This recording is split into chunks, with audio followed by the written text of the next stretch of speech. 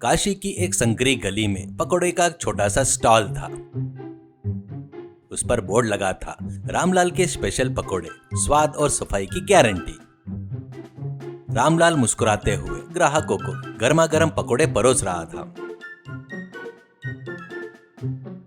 रामलाल, अरे ये लीजिए भैया आपके पकोड़े, तीखी चटनी थोड़ा ज्यादा डाली है, खाकर देखिए। जब ग्राहक पैसे देता है तो रामलाल उसे रोकते हुए, अरे भैया आप 2 रुपए ज्यादा दे रहे हो, 10 रुपए की प्लेट है तो 10 रुपए ही दीजिए ना, न ज्यादा न कम। दूर से ये सब देख रहे रामलाल की पत्नी माया और बेटे विक्की के चेहरे उतर गए। माया, देखा विक्की, अपने पिताजी की अकल। बगल वाली गली में श्याम सिंह ने प्लेट के भाव 20 रुपए कर दिए, लेकिन ये तो अभी भी 10 रुपए में ही अटके हुए हैं। विक्की, हाँ माँ, इनकी ये ईमानदारी हमें सड़क पर ले आएगी। न पकौड़े का साइज छोटा करते हैं और ना ही दाम बढ़ाते हैं। हमारी किस्मत अच्छी है कि कल शिवरात्रि आ रही है, वही सहारा है। माया, सही कहा, उन 2 दिनों में कमाई ही हमारा असली सहारा है। अगले दिन शिवरात्रि थी। पूरा शहर शिव नाम के जप में गूंज रहा था। उस शहर में एक पुरानी परंपरा थी। शिवरात्रि के 2 दिनों में भांग का सेवन अपराध नहीं माना जाता था। भक्त इसे प्रसाद समझते थे।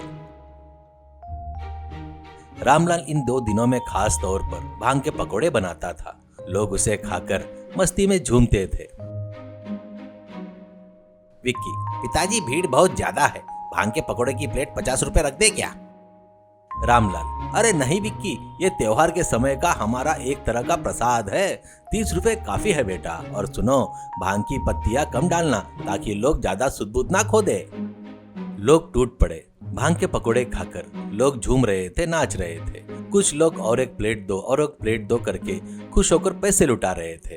उन 2 दिनों में रामलाल की कमाई इतनी हुई कि आंखें फटी की फटी रह गई। तीसरे दिन सुबह त्योहार खत्म हो गया। विक्की, पिताजी आज भी भांग के पकोड़े बनाते हैं, लोग अभी भी मांग रहे हैं, एक प्लेट 100 रुपए में बिक जाएगी। रामलाल, अरे पागल मत बनो, वो त्योहार की परंपरा थी इसलिए अनुमति थी। आज से नशीला पदार्थ माना जाएगा और गैर कानूनी भी है, यह काम नहीं करूंगा, समझा? विक्की ने यह बात अपनी माँ को बताई। माँ ने कहा, छोड़ो बेटा, उन्हें अकल नहीं आएगी, हम एक प्लान बनाते हैं। शाम को विक्की अपने पिताजी के पास गया और नाटक करते हुए बोला, पिताजी आपकी उम्र हो गई है, दिन भर धुएं में खड़े रहना सेहत के लिए ठीक नहीं है, अब से दुकान मैं संभालूंगा, आप घर पर आराम कीजिए। रामलाल भावुक हो गया और बोला, अरे बेटा कितना समझदार हो गया है, ठीक है, अब मेरी दुकान की इज्जत तुम्हारे हाथों में है बेटा। रामलाल घर पर आराम करने लगा, लेकिन दुकान पर विक्की और माया ने अपना खेल शुरू किया। विक्की, माँ मैं पकोड़े में घोल के चुपके से भांग का पाउडर मिला रहा हूँ, बाहर से मामूली पकोड़े दिखेंगे पर खाते ही तगड़ा नशा होगा। माया, जल्दी कर, मैं और दाम 2 गुना कर दूंगी, कोई पूछे तो कह देना मसाला ज्यादा डाल रहे हैं। 1 हफ्ता बीत गया। विक्की की दुकान पर युवाओं की भीड़ बहुत ज्यादा होने लगी। सभी लोग वहीं पर घंटों तक बैठकर नशे में झूम रहे थे। रामलाल को शक हुआ। एक दिन उसने छुपकर देखा कि विक्की के बर्तन के नीचे छुपाई हुई काली भंग की गोली निकालकर बेसल में मिला रहा है। रामलाल तुरंत घर गया और माया से बोला, अरे माया, देखा तुम्हारा बेटा क्या कर रहा है, त्योहार खत्म होने के बाद भी वो भंग के पकोड़े बेच रहा है, ये पाप है, धोखा है, वो शहर के युवा को बर्बाद कर रहा है, अभी उसे रोकना होगा। माया, अरे रहने दीजिए, वो काम कर रहा है तो आपको जलन हो रही है, पैसे तो आ रहे हैं ना, चुप रहिए, वो पकोड़े ही बेच रहा है, जहर थोड़ी ना बेच रहा है। रामलाल, यह जहर से भी खतरनाक है माया, नशा इंसान को मार देता है, तुम भी उसका साथ दे रही हो, अगर मेरी बात नहीं मानी तो तुम दोनों को बहुत पछताना पड़ेगा। ऐसे कहते रहता है तो माया बगैर सुने अंदर चली गई। रामलाल निश्चय होकर वहीं खड़ा रह गया। अगले दिन दुकान पर हमेशा की तरह भीड़ थी। तभी 2 लोग आए, पकोड़े खाए। खाते ही उन्हें समझ में आ गया कि कुछ गड़बड़ है। अधिकारी, ए लड़के, इन पकोड़े में क्या मिलाया है, सिर घूम रहा है मेरा। विक्की, अरे कुछ नहीं साहब, बस मेरे पिताजी का गुप्त मसाला है। उन दोनों ने अपना आईडी कार्ड दिखाया। हम नारकोटिक्स पुलिस अधिकारी है, हमें पता है तुम्हारा गुप्त मसाला क्या है, ए तलाशी लो। पुलिस ने दुकान के पीछे छिपाई गई भांग बरामद कर ली।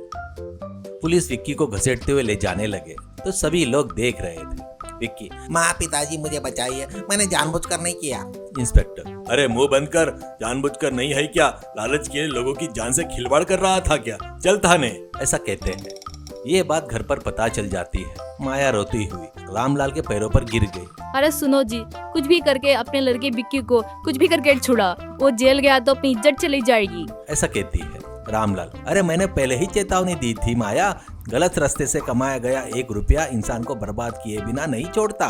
उसे अपनी गलती की सजा मिलने दो, तभी उसे ईमानदारी की कीमत समझ में आएगी। कुछ महीने बीत गए।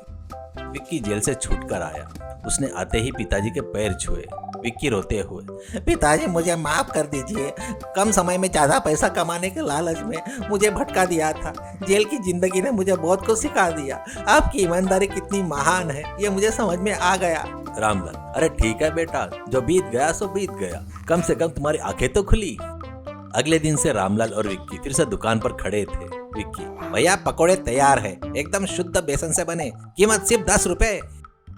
माया बगल में बैठकर मुस्कुराते हुए प्याज काट रही थी। उस गली में फिर से एक बार पुराने रामलाल के पकोड़े की खुशबू महकने लगी। सीख, गलत रास्ते से कमाया गया धन कभी सुख नहीं देता, बल्कि मुसीबतें ही लाता है। ईमानदारी से किया गया काम ही इंसान को हमेशा सम्मान और शांति देता है।